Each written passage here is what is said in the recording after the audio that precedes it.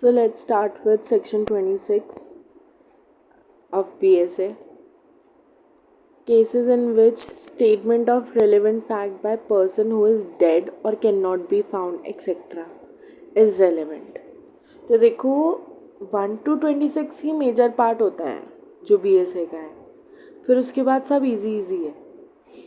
तो 26 क्या बात करता है कि कोई भी पर्सन या तो मर चुका है या फिर कहीं मिल नहीं रहा है या फिर उसकी अटेंडेंस प्रोक्योर नहीं हो सकती है, उसकी अटेंडेंस उसे लाया नहीं जा सकता है, या तो अगर उसे लाएंगे तो बहुत ही डिले हो जाएगा या फिर बहुत ही एक्सपेंसिव होगा उसे कोर्ट में लाना, जो कि कोर्ट के लिए बहुत ही अनरीजनेबल है. तो उनके दिए हुए स्टेटमेंट्स को कोर्ट क्या मान लेती है, उसको उनको लाए बिना, कोर्ट में प्रेजेंट किए बिना उनके दिए हुए जो स्टेटमेंट्स है उन्हें रेलेवेंट मान लेती है कि चलो ठीक है वो तो आ नहीं सकते, उन्होंने जो स्टेटमेंट्स दिए हैं वो रेलेवेंट है कोर्ट में. अब इनकी कोई कंडीशंस है कि कब कब उनके स्टेटमेंट्स रेलेवेंट मानेंगे. तो 26 में वही दिया हुआ है. तो स्टेटमेंट्स या तो रिटर्न होने चाहिए स्टेटमेंट, ठीक है. अब वो एज अ विटनेस हम किसी को बुला रहे हैं, ये चीज़ याद रखना. कोई अक्यूज नहीं है. Statement given by persons who can not be called as a witness, मतलब वो एज अ विटनेस आ नहीं सकते हैं, ठीक है. या तो उस विटनेस की डेथ हो गई है, या वो कहीं मिल नहीं रहा है, या इनकेपेबल है एविडेंस देने के, या फिर अटेंडेंस प्रोक्योर नहीं हो सकती है, ठीक है.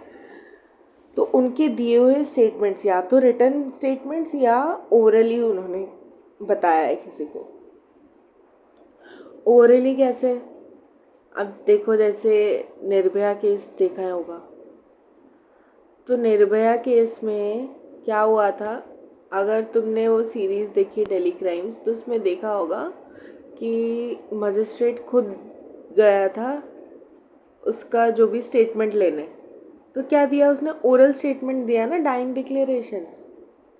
तो वो भी कंसीडर होगा. Written statement plus verbal statement, सारे स्टेटमेंट्स सारे स्टेटमेंट्स कंसीडर होंगे in following cases.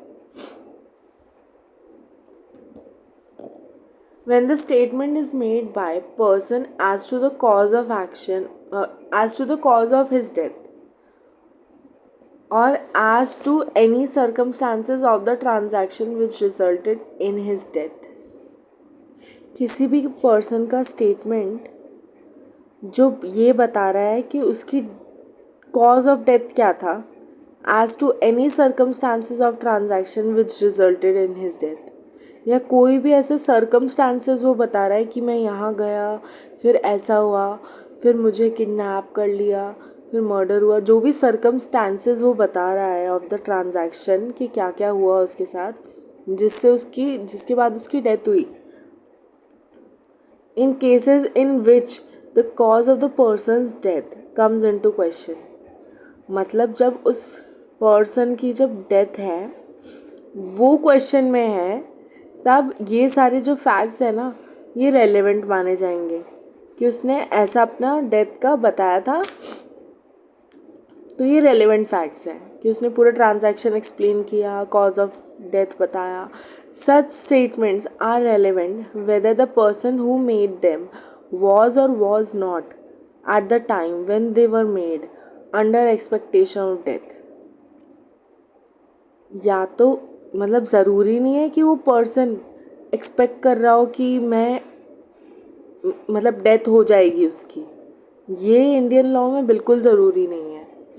English law में ऐसा बोलते हैं कि मतलब ऐसा माना जाता है कि एक्सपेक्टेशन ऑफ डेथ होनी चाहिए उस पर्सन को, उसे पता होना चाहिए कि वो मरने वाला है. पर इंडियन लॉ में ऐसा नहीं है, एक्सपेक्टेशन ऑफ डेथ का कहीं रोल नहीं है.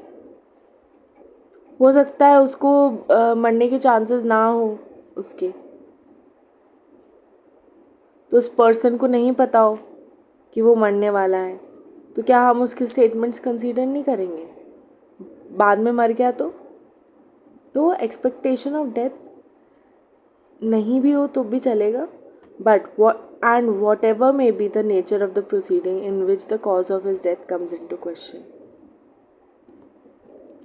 तो किसी ने भी अपना कॉज ऑफ डेथ बताया हो वर्बली या रिटन में, जैसे सुसाइड नोट हो गया, ठीक है, तो या फिर सर्कमस्टांसेस ऑफ ट्रांजैक्शन कि क्या क्या हुआ उसके साथ, कैसे उसकी डेथ हुई, मतलब कैसे ये हालत में आया जिसके बाद इवेंचुअली उसकी डेथ हो गई, है ना, तो ये उसने मरने से पहले बता दिया, तो फिर क्या होगा, उसको हम रेलेवेंट फैक्ट मानेंगे. अब ये वाला जो डाइंग डिक्लेरेशन 26A है, इसका लैटिन फ्रेज क्या है? नेमो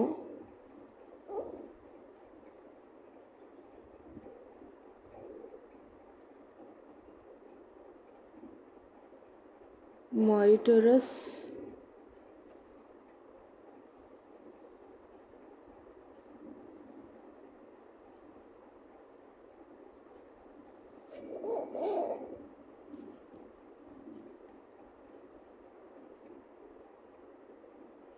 मॉरिटोरस नेमो मॉरिटोरस प्रेसुमिटर मेंटायर. ठीक है, तो ये भी कभी क्वेश्चंस में आ जाता है. ठीक है, मूविंग अहेड. अच्छा, इसका मैं डाइंग डिक्लेरेशन का बता देती हूँ. ये सब्सटैंटिव एविडेंस है और ये किस केस में बोला गया था? Kaushal Rao versus state of Maharashtra. ठीक है, इसमें ये बोला गया था कि ये एक सब्सटैंटिव एविडेंस है.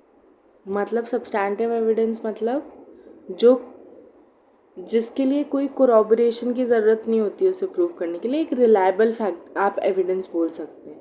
ठीक है, स्टेटमेंट्स. अब ये क्या बोलता है? When the statement was made by person in ordinary course of business, particularly when it consists of entry memorandum made by books kept in ordinary course of business in discharge of professional duty. तो अब देखो, doctor है जैसे, वो अपने professional अपना जो भी कोर्स ऑफ बिजनेस है उसमें बिजी है और उसने किसी पेशेंट के बारे में कुछ भी लिखा उसकी बुक में, वो एक रजिस्टर मेंटेन करता है. तो क्या उसकी रजिस्टर जो है उसमें उसने जो भी प्रोफेशनल कोर्स में कुछ भी लिखा हुआ है, रिटन है और साइंड है, या फिर कुछ भी उसने बुक रेगुलरली मेंटेन करता है वो, है ना, और उसने ऑर्डिनरी कोर्स ऑफ बिजनेस में वो चीज़ लिखी हुई है, तो क्या हम उसको रेलेवेंट फैक्ट मानेंगे? बिल्कुल मानेंगे. अब इसका क्या कंडीशन है कि बुक में लिखा होना चाहिए और डिस्चार्ज ऑफ प्रोफेशनल ड्यूटी के दौरान होना चाहिए in the regular course of business, ordinary course of business, और बुक जो है वो रेगुलरली मेंटेन्ड रहनी चाहिए. ऐसा नहीं कि उसी टाइम लिखा. या फिर एक्नॉलेजमेंट होनी चाहिए, या तो कोई एक्नॉलेजमेंट है which is written and signed by any person of receipt of money. कोई भी जैसे मनी रिसीव हुई, तो आप बैंक में पैसे जमा करने जाते हो तो आपको रिसिप्ट मिलती है ना. तो क्या हो गया, एटीएम में पैसे जमा करने गए, वहाँ से रिसीट निकली, तो ये क्या हो गया, रिसीट कि आपने मनी दिया ऑफ मनी, गुड्स या फिर securities, property of any kind. इस चीज़ की रिसीट को, एक्नॉलेजमेंट को भी क्या हम मानेंगे? रेलेवेंट फैक्ट ही मानेंगे. Of document used in commerce written और साइन बाय हिम, जो कि रिटन है और साइंड है. रिसीट तो ऑब्वियसली रिटन ही होगी. And it is signed and date of the letter और document are usually dated, written and signed by him. Date लिखा है, रिटन में है और साइंड है. कोई एक्नॉलेजमेंट, रिसीट, ठीक है, किसी मनी की, गुड्स की, सिक्योरिटी की, प्रॉपर्टी की, which is used in commerce, तो उसको भी क्या मानेंगे हम, रेलेवेंट फैक्ट ही मानेंगे। अब मैंने आपको बताया कि विटनेस जो होता है वो देता है, वो एज अ विटनेस यहाँ प्रेजेंट नहीं हो पा रहा है, इसलिए हम उसकी ये सारी जो भी स्टेटमेंट्स है वो रेलेवेंट मान रहे हैं। तो क्या, तो हाँ, विटनेस से मेरा मतलब है कि अक्यूज भी एज अ विटनेस बन के आ सकता है, सॉरी, विक्टिम भी एज अ विटनेस बन के आता है ना। तो विक्टिम भी उसमें कवर्ड है, सेक्शन 26 में विक्टिम एंड विटनेसेस दोनों के बारे में बात कर रहे हैं कि अगर वो नहीं आ पा रहे हैं तो उनके स्टेटमेंट्स हम कैसे कंसीडर कर सकते हैं। ठीक है, when the statement is against the pecuniary property pecuniary or propriety interest of person making it, when if true it would expose him and would have exposed him to a criminal prosecution। अब ये क्या बोल रहा है कि अगर कोई भी ऐसा स्टेटमेंट्स है, कोई भी स्टेटमेंट है जो उस पर्सन के पेक्यूनरी मतलब मॉनिटरी, मनी से रिलेटेड कोई भी इंटरेस्ट या प्रोप्राइटरी इंटरेस्ट, प्रोप्राइटरशिप तो पता ही है, प्रोप्राइटरी इंटरेस्ट के अगेंस्ट है, ठीक है। मैं अगर बोल रही हूँ उससे मेरे को ही नुकसान होगा, मेरे ही पैसे जाएंगे अगर मैं कुछ अपने अगेंस्ट में बोल रही हूँ, मुझे हो सकता है कॉम्पनसेशन देना पड़े, या मुझे मेरे लीगल इंटरेस्ट को हार्म हो, मतलब मुझे कुछ क्रिमिनल प्रोसिक्यूशन में मेरे पास सूट ऑफ डैमेजेस आ सकते हैं, मुझे हो सकता है डैमेजेस पे करना पड़े। कुछ ब्रीच ऑफ कॉन्ट्रैक्ट हुआ था और मैंने ही बोल दिया कि हाँ मैंने ब्रीच तो किया था, लीज़ था, लीज़ का एग्रीमेंट था 5 साल का, मैंने 1 साल में छोड़ दिया, तो मैं जाके बोल रही हूँ कोर्ट में कि हाँ जज साहब मैंने छोड़ दिया, मेरा मन नहीं कर रहा था आगे काम करने का, तो ये क्या हो गया, मुझे अब डैमेजेस तो पे करने पड़ेंगे। ये मैंने अपने पेक्यूनरी और प्रोप्राइटरी इंटरेस्ट के अगेंस्ट में बात कर ली ना, जिसमें मुझे which has expose me for a criminal prosecution, मेरे अगेंस्ट कुछ सूट ऑफ डैमेजेस हो सकते हैं, कोई क्रिमिनल प्रोसिक्यूशन अगर किसी के अगेंस्ट हो सकता है, उसने कुछ ऐसा चीज़ बोल दी, ठीक है, तो वो सारी चीज़ भी क्या रेलेवेंट फैक्ट मानेंगे, क्योंकि सेल्फ हार्मिंग स्टेटमेंट अगर कोई भी देता है कोर्ट में जाके तो उसे हम रेलेवेंट फैक्ट ही मानते हैं। व्हेन द स्टेटमेंट डी बोलता है when the statement gives the opinion of any such person. अब देखो कोर्ट में क्या मैटर इन इशू है कि ये राइट कस्टम या जो भी है, पब्लिक राइट है, कस्टम है, मैटर ऑफ पब्लिक है, जनरल अवेयरनेस का, जनरल इंटरेस्ट का कोई मैटर है, तो क्या ये एग्जिस्ट करता है, क्या ये कस्टम एग्जिस्ट करता है क्या, तो किसी समझदार आदमी को बुला के लाएंगे जिसको हो सकता है पता हो, जिसको जो who is likely to be aware of that custom. जब अपन को कोई चीज़ें नहीं पता होती या फिर मम्मी को भी नहीं पता होती तो हम बोलते हैं ना यार दादी को कॉल कर लो या नानी को कॉल कर लो, तो they are likely to be aware. तो अगर कोई भी पर्सन है उसके स्टेटमेंट्स उस कस्टम पे अगर वो एग्जिस्ट करता होता, हमें ये ऐसा लगता है कि अगर कस्टम एग्जिस्ट करता होता तो इस आदमी को तो पता ही होता, तो हम उसको बुलाएंगे, हम उससे पूछेंगे क्या ये कस्टम एग्जिस्ट करता है। अब वो जो भी स्टेटमेंट देगा तो उसको भी हम रेलेवेंट फैक्ट ही मानेंगे। Then when the statement relates to the existence of relationship by blood. अब देखो कोई भी फैमिली रिलेशंस है, relationship of blood, marriage, adoption between persons whose relationship by blood, marriage या अडॉप्शन, तो उनके उसके लिए स्टेटमेंट कौन दे सकता है, फैमिली रिलेशनशिप के ऊपर जिस भी पर्सन का स्पेशल मीन्स ऑफ नॉलेज है उसमें, मतलब तुम्हारे सामने वाली आंटी को सब पता होता है ना कि कौन आ रहा जा रहा है, कौन तुमने क्या किया, किससे शादी करी, पता होता है ना, तो उनके पास क्या है, स्पेशल मीन्स ऑफ नॉलेज है, वो देखती रहती हैं घर के अंदर, है ना, बिल्कुल बाहर ही बैठी रहती है तुम्हारे घर के अंदर देखने के लिए, तो स्पेशल मीन्स ऑफ नॉलेज है ना, एक तो सामने रहती हैं घर के अंदर देखती रहती है, है ना, बातचीत करती रहती है। तो she has a special means of knowledge,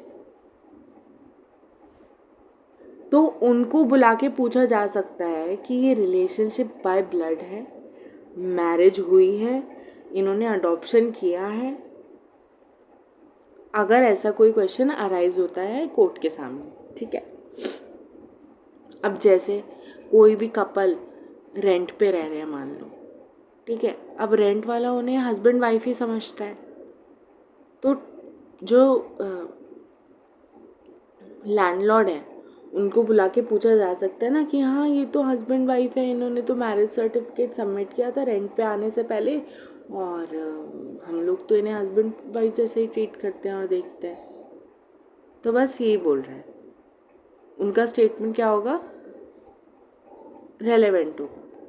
When the statement relates to existence of relationship by blood marriage, अब देखो ये जो एफ है ना, ये लीगल डॉक्यूमेंट्स की बात करता है, जैसे कि विल हो गया, डीड हो गया relating to the affair of family members, कुछ भी फैमिली पेडिग्री हो गया, या फिर टूमस्टोन हो गया। टूमस्टोन पे, टूमस्टोन क्या होता है, एक फ्लैट सा स्टोन होता है जिस पे लिखा होता है, मतलब जैसे तुमने मूवीज़ में देखा होगा कि जहाँ पर किसी को बरी करते हैं, है ना, वहाँ पर ऐसा कुछ एक स्टोन बना रहता है ना, उस पर लिखा रहता है कि नाम उसका और डेथ कब हुई थी, है ना, ऐसा एक स्टोन रहता है ना, उसको टूमस्टोन बोलते हैं। देन फैमिली पोर्ट्रेट या अदर थिंग्स, इस पे अगर कुछ लिखा हुआ है, अब हमने पढ़ा था कि डॉक्यूमेंट्स रेलेवेंट हैं और उसमें स्टोन पे अगर कुछ कर लिखा हुआ है वो भी डॉक्यूमेंट ही मानेंगे हम, है ना। तो कोई भी ऐसी चीज़, या तो विल के थ्रू, विल में अब मूवीज़ में हम देखते हैं कि कोई मतलब मरने से पहले विल बना के चला जाता है हीरो के नाम पे कि मेरी जितनी भी प्रॉपर्टी है मेरे उस भतीजे को दे दी जाए, है ना। तो भतीजा बहुत गरीब होता है, फिर उसे पता चलता है पूरी चाचा की प्रॉपर्टी मुझे मिल गई, और चाचा कौन थे पता ही नहीं। तो ये क्या है, विल की वजह से डिस्कवर हो रहा है, क्या चीज़ डिस्कवर हो रही है, रिलेशनशिप डिस्कवर होता है, either by blood, marriage, adoption, है ना। एक विल के थ्रू, डीड के थ्रू डिसीज पर्सन का रिलेशनशिप क्या हो रहा है, डिस्कवर हो रहा है। तो उस विल के जो भी स्टेटमेंट्स लिखे हुए हैं उसको हम रेलेवेंट फैक्ट्स ही मानेंगे। ठीक है, अगर वो भतीजा चाचा की प्रॉपर्टी क्लेम करने जाएगा तो हम मना नहीं कर सकते हैं, क्योंकि जब वो लिख के गया है ना विल में या डीड में मरने से पहले डिसीज्ड, तो उसका हम रेलेवेंट स्टेटमेंट ही मानेंगे। Then G, when statement is contained in any deed, will or other documents which relate to transaction in specified in A of 11। तो सेक्शन 11A किसके बारे में बात करता है, कस्टमरी राइट्स की बात करता है। तो कोई भी स्टेटमेंट डीड में लिखा हुआ है, विल में लिखा हुआ है, डॉक्यूमेंट में लिखा हुआ है, जो कि रिलेट करता है किससे, कोई कस्टमरी राइट वगैरह से, तो वो भी रेलेवेंट माने जाता है। When the statement was made by number of persons and express feeling और impression on their part relevant to the matter in question. कोई भी स्टेटमेंट नंबर ऑफ पर्सन्स ने दिया और अपनी फीलिंग्स बताते हुए, इम्प्रेशन देते हुए, अब नंबर ऑफ पर्सन्स को कोर्ट में तो नहीं ले जा सकते। मान लो तुम्हारा किसी ने तुम्हारी जैसी शक्ल की एक मैगज़ीन बनाई अगर किसी ने, और उसमें जो मेन कैरेक्टर है वो तुम्हारे जैसे शक्ल का है और बहुत ही डिफेमेटरी है ना, तुम सेलिब्रिटी हो और एक मैगज़ीन निकली है, उसमें जो मैगज़ीन में उस पर्सन की जो शक्ल है वो तुम्हारे जैसी है, ऐसा लग रहा है कि वो तुम ही हो, और ये तुम्हें ही नहीं लग रहा है, ये तुम्हारे अलावा 100 लोगों को और लग रहा है। तो क्या तुम पूरे 100 लोगों को लेके जाओगे कोर्ट में कि देखो ये डिफेमेटरी मैगजीन बनाई है और ये मेरे ऊपर है, इसका जो मेन कैरेक्टर है उसकी फेस मेरे से मिलता है और ये मुझे ही नहीं लगता और 100 लोगों को और लगता है, तो सब 100 लोगों को लेके जाओगे क्या? नहीं लेके जाओगे ना। तो उनके जो भी स्टेटमेंट्स होंगे, एक्सप्रेशन होंगे, उनको तुम बताओगे कोर्ट में, तो वो भी रेलेवेंट है। अब you can go through the illustrations, उससे बेटर अंडरस्टैंडिंग हो जाएगी। Then 27 says that relevancy of certain evidence for proving in subsequent proceeding truth of facts therein stated। अब देखो, अब कोई भी ऐसा एविडेंस जो कि दिया जा रहा है by the witness in judicial proceeding, आपकी ये जुडिशियल प्रोसीडिंग चल रही है इस कोर्ट में, मान लो इस कोर्ट का नाम है ए, है ना, इसमें आपकी जुडिशियल प्रोसीडिंग चल रही है, विटनेस आया, उसने कुछ कुछ बयान दिया, एविडेंस दिया, सब कुछ दिया, स्टेटमेंट्स दिए, रिकॉर्ड हुए और वो स्टेटमेंट सही प्रूव हो गए। और अब क्या है, अब सब्सिक्वेंट जुडिशियल प्रोसीडिंग आ गई, मान लो अपील ही हो गई उसकी, है ना। अब लेटर स्टेज पे क्या हुआ अपील में कि जो विटनेस है उसकी डेथ हो गई, या विटनेस मिल नहीं रहा है, या इनकेपेबल हो गया है, या फिर उसे लाया नहीं जा सकता है, या फिर जो एडवर्स पार्टी है ना वो उसे आने नहीं दे पा रही है, तो उसने जो ये स्टेटमेंट इस प्रोसीडिंग में बोला था ना, उसे हम यहाँ भी कंसीडर कर लेंगे। बस इतना सा बोल रहा है सेक्शन 27। बस इसमें ये है कि ये सेम पार्टीज़ के बीच में होना चाहिए प्रोसीडिंग्स, या फिर उनके रिप्रेजेंटेटिव्स के बीच में होना चाहिए interest. The adverse party in the first proceeding had right and opportunity, जो ये एडवर्स पार्टी है ना जिसके अगेंस्ट पे विटनेस ने स्टेटमेंट दिया है, उसके पास ये राइट होना चाहिए फर्स्ट प्रोसीडिंग में कि उसने क्रॉस एग्जामिन किया हो और उसके बाद उसके स्टेटमेंट्स प्रूव हुए हों। मतलब क्रॉस एग्जामिनेशन का राइट तो मिलना ही चाहिए ना, तो एडवर्स पार्टी के पास क्रॉस एग्जामिनेशन का राइट होना चाहिए, सेम पार्टीज़ के बीच में होना चाहिए, और question and issue substantially same होना चाहिए in the second proceeding also. ठीक है। अब 28 क्या बोलता है, स्टेटमेंट्स अंडर स्पेशल सर्कमस्टांसेस। देखो, एंट्रीज इन बुक्स और accounts whether maintained in electronic form kept regularly in the course of business, वो भी रेलेवेंट माने जाएंगे, बट वो it can not be alone it cannot be sorry so such statement cannot be alone sufficient evidence to charge any person with liability। मतलब वो अकेले sufficient नहीं होंगे किसी भी person को liability charge करने के लिए, but they are relevant। ठीक है। अब सेक्शन 29 क्या बोलता है, relevancy of entry in public record. कोई भी पब्लिक रिकॉर्ड है, इलेक्ट्रॉनिक रिकॉर्ड है, जो किसी ने अपनी ड्यूटी करते वक्त लिखा है, ऑफिशियल बुक में, कोई भी ऑफिशियल बुक में, रजिस्टर में रिकॉर्ड्स कोई भी इलेक्ट्रॉनिक वे में स्टोर किए हुए हैं by a public servant in discharge of his duty, जो कि specially enjoined by the law of country, मतलब लॉ ऑफ कंट्रीज तो अबाइड करना ही पड़ेगा ना, उसके अगेंस्ट नहीं होने चाहिए, तो वो भी रेलेवेंट फैक्ट माने जाएंगे। अब ये वन लाइनर है, सिर्फ टाइटल पढ़ के पूरा समझ में आ जाता है। अब 30 क्या बोलता है, relevancy of statement in maps charts plans.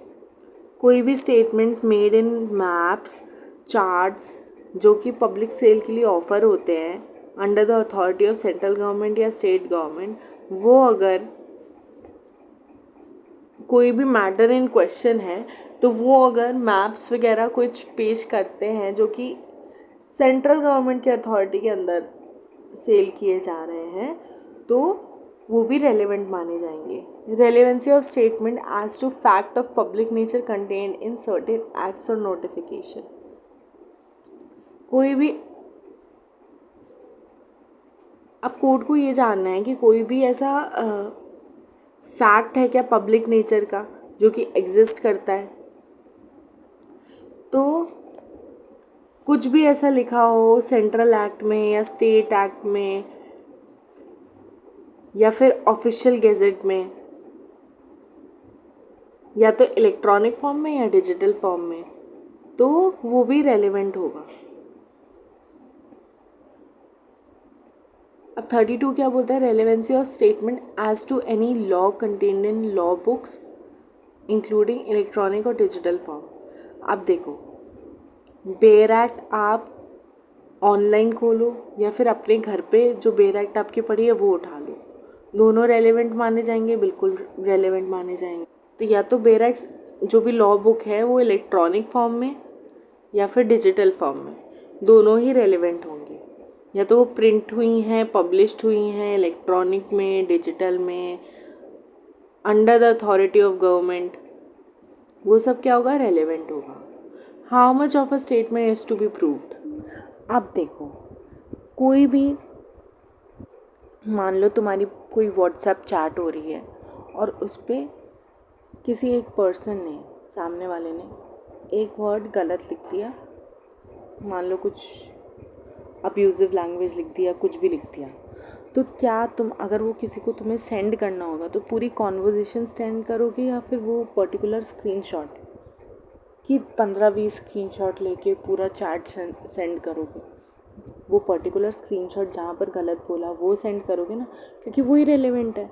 तो कितना स्टेटमेंट कोर्ट में देना चाहिए? अब 1000 पन्नों का कोई डॉक्यूमेंट है, उसमें एक 200th पेज पे कुछ चीज़ लिखी हुई है जो रेलेवेंट है, तो आप सिर्फ एक पेज से कोर्ट में पेश करोगे या पूरा डॉक्यूमेंट 1000 पेजेस का कि लो ढूंढ लो?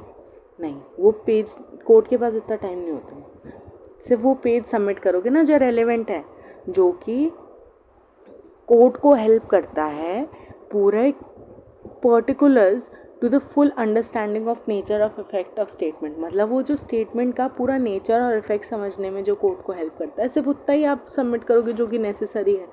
तो इसमें 33 में ये बोलते हैं कि कोई भी डॉक्यूमेंट या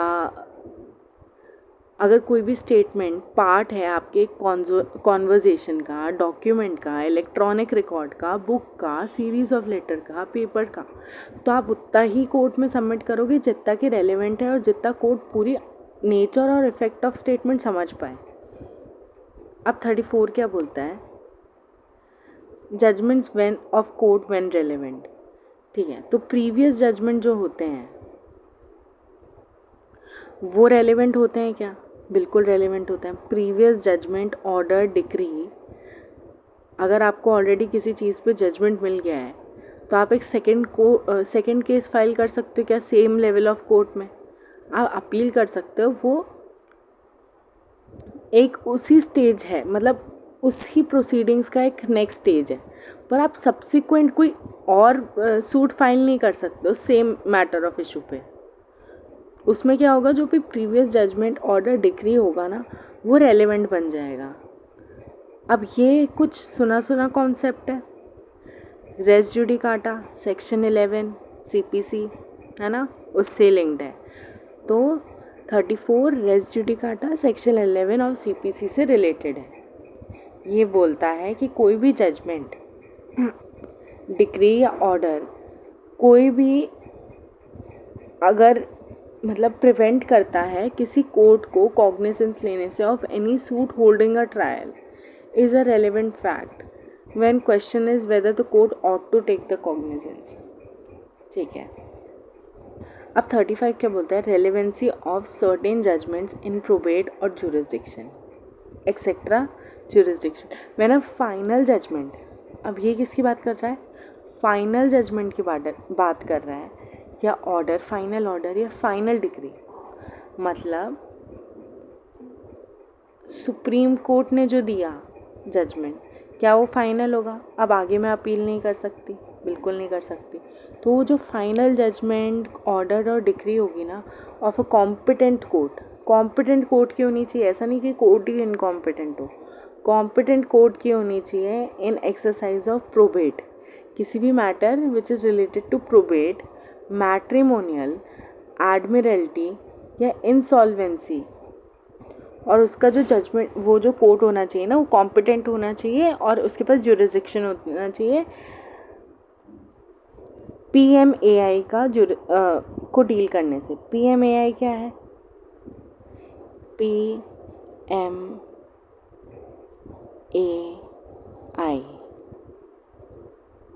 section 35 is related to PMAI। इससे याद रखना, प्राइम मिनिस्टर को AI बहुत पसंद है, AI आजकल चल रहा है।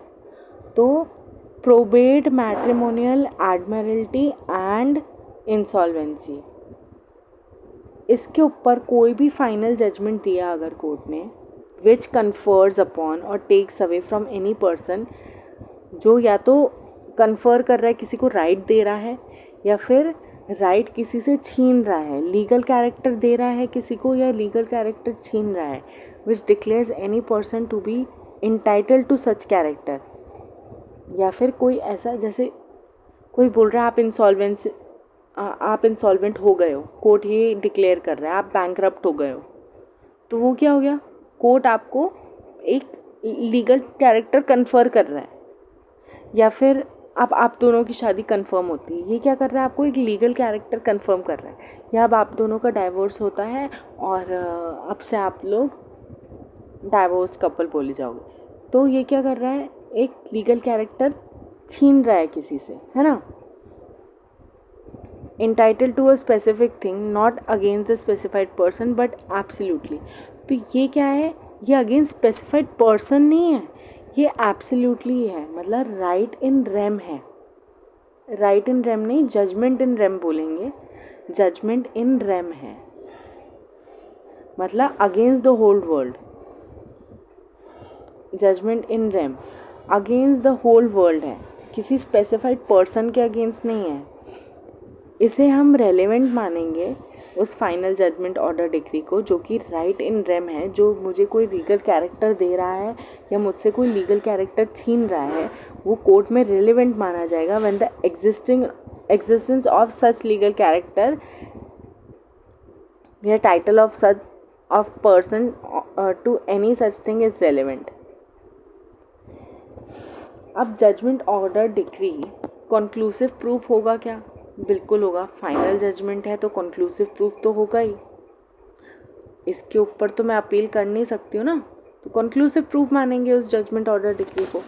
Any character, any legal character विच कन्फर्स, मतलब क्या कंक्लूसिव प्रूफ है? जो भी लीगल कैरेक्टर उसने कन्फर किया है। अगर उसने बैंकरप्ट, कोर्ट ने मुझे बोला है, या कोर्ट ने बोला है कि ये कपल डाइवोर्स्ड है, तो ये क्या हो गया? उनका लीगल कैरेक्टर, उनको लीगल कैरेक्टर छीन लिया उनसे, है ना। या फिर किसी कोर्ट ने बोला कि आप इंसॉल्वेंट हो गए, तो ये क्या हो गया? या बैंकरप्ट हो गए, तो ये क्या हो गया? कोर्ट ने उनको कोई कैरेक्टर कन्फर किया। आप कोई भी उन पे इंसॉल्वेंसी की प्रोसीडिंग्स जो भी हैं वो चलेगा, उनका कंपनी वाइंड अप होगा और इंसॉल्वेंसी का पूरा प्रोसीजर होगा, लिक्विडेटर अपॉइंट होगा, वो सब जो भी होता है वो सब होगा। तो इसमें कोई उन पे केस नहीं कर सकता इस दौरान, है ना। तो कोर्ट वो एक कंक्लूसिव प्रूफ है, क्योंकि वो judgment. Then any legal character to which it declares any person to be entitled to accrue to person at the time of judgment. कोई भी लीगल कैरेक्टर अगर किसी पर्सन का अक्रू हो रहा है at the time of the judgment, arise हो रहा है कोई लीगल कैरेक्टर, तो उसे भी हम क्या मानेंगे? Conclusive proof. Then any legal character which it takes away, कोई भी लीगल कैरेक्टर या तो वो छीन रहा है या person ceased at the time from which such judgment order और डिक्री डिक्लेयर्ड। मतलब अब किसी का डाइवोर्स हुआ, मैट्रिमोनियल केसेस है, डाइवोर्स हुआ, तो वो ही has cease to become his husband, मतलब वो उसका हस्बैंड नहीं रहा, वो उसकी वाइफ नहीं रही, तो ये क्या हो गया, उसने क्या कर लिया, टेक अवे कर लिया कोई भी लीगल कैरेक्टर उस जजमेंट ने। Anything to which it declares any person to be entitle was property of person at the time. अगर कोई भी ऐसी चीज़ जो किसी पर्सन को इंटाइटल कर रही है कि ये प्रॉपर्टी अब आपकी है, कोई भी जजमेंट ऑर्डर डिक्री अगर ये डिक्लेयर कर रहा है दैट ये प्रॉपर्टी आपकी है, प्रॉपर्टी का डिस्प्यूट था, कोर्ट ने बोल दिया कि हाँ ये प्रॉपर्टी आपकी है, तो ये क्या हो गया, you are entitle to this property, now this is a conclusive proof, it is relevant. ठीक है, तो सेक्शन 35 यही बोलता है कि कोई भी जजमेंट है, मैट्रिमोनियल केसेस है, प्रोबेट का केस है, मैट्रिमोनियल है, एडमिरल्टी है, इंसॉल्वेंसी का कोई भी केस है जो कि कॉम्पिटेंट कोर्ट ने दिया और फाइनल कोर्ट ने दिया है, तो एक कंक्लूसिव प्रूफ होगा अगेंस्ट द होल वर्ल्ड, सिर्फ अगेंस्ट एन इंडिविजुअली नहीं, पूरा अगेंस्ट द होल वर्ल्ड होगा। आप इंसॉल्वेंट हुए तो किसी इंडिविजुअल के साथ नहीं हुए हो, आप पूरे वर्ल्ड के अगेंस्ट, जहाँ भी आपने पैसे खाए हैं कोई आपसे नहीं मांग सकता, जो भी प्रोसीडिंग्स होंगी जो लिक्विडेटर करेगा वही करेगा, तो अगेंस्ट द होल वर्ल्ड आप वो राइट जो भी कोर्ट ने आपको डिक्लेयर किया है आप वो यूज़ कर सकते हो ना। तो बस ये चीज़ अगेंस्ट द होल वर्ल्ड होती है। अगेंस्ट सेम पर्सन क्या होता है, जैसे कॉन्ट्रैक्ट हो गया आप दोनों के बीच में, पब्लिक का क्या लेना देना है उसमें, पर ये चीज़ अगेंस्ट द होल वर्ल्ड है। ठीक है, कॉम्पिटेंट कोर्ट ने दिया है, फाइनल जजमेंट है। या तो कोई लीगल कैरेक्टर आपको इंटाइटल कर रहे हैं, या तो प्रॉपर्टी का कोई इंटाइटलमेंट है, या कोई लीगल कैरेक्टर आप अक्रू कर रहे हो या कन्फर कर रहा है कोर्ट आपको, या फिर आपसे छीन रहा है, तो वो उस जजमेंट को हम क्या बोलेंगे, कंक्लूसिव प्रूफ ही बोलेंगे। अब 36 क्या बोलता है, relevancy of an effect of judgment order decree other than those mention in section 35। कोई भी जजमेंट ऑर्डर डिक्री है अदर देन सेक्शन 35, मतलब PMAI से के अलावा कोई भी जजमेंट ऑर्डर डिक्री है और वो अगर पब्लिक नेचर से रिलेटेड है, कोई भी मैटर इन पब्लिक नेचर से रिलेटेड है, वो रिलेवेंट होगी to the inquiry, but such order judgment वो कंक्लूसिव प्रूफ नहीं होगी, बट वो रिलेवेंट होगी for just for the inquiry. बस PMAI जो है, PMAI के जो मैटर हैं वो ही कंक्लूसिव प्रूफ होंगे, बाकी जजमेंट ऑर्डर डिक्री उसके अलावा कोई भी मैटर के होंगे तो कंक्लूसिव प्रूफ नहीं होंगे, वो सिर्फ रेलेवेंट होंगे फॉर द इंक्वायरी। ये सेक्शन 36 बोलता है। 37 क्या बोलता है, कोई भी judgment order decree other than those mention in 34, 35, 36। 34, 35, 36 में जो भी जजमेंट ऑर्डर डिक्री दिए हैं उसके अलावा कोई भी जजमेंट ऑर्डर डिक्री है जो पास होता है वो क्या होगा, इररेलेवेंट होगा, unless it is relevant in some other law. ठीक है, इस अधिनियम के अलावा अगर किसी लॉ में रेलेवेंट होगा तो होगा, नहीं तो इस अधिनियम में तो उसे इररेलेवेंट बोल दिया है। सेक्शन 37, इसके इलस्ट्रेशंस पढ़ लीजिएगा।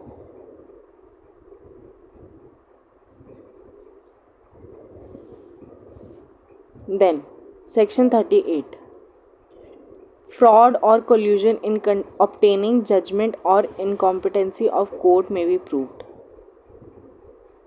तो अब देखो 34, 35, 36 में आपका वो आ गया है जजमेंट ऑर्डर डिक्री।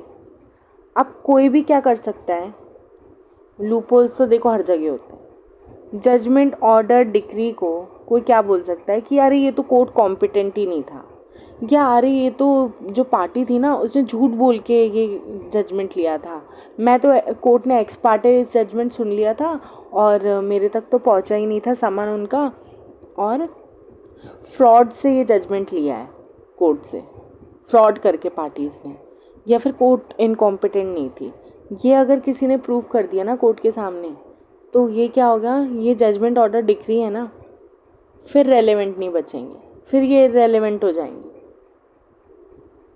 तो 38 क्या बोलता है, कोई भी party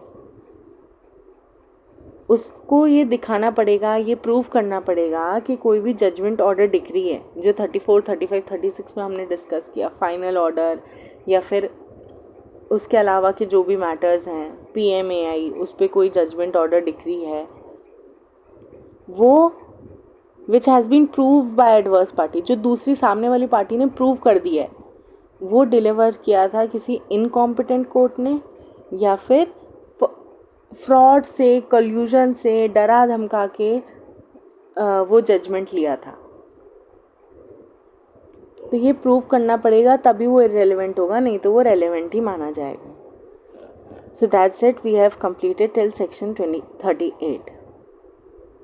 We'll start from section 39 in our next video.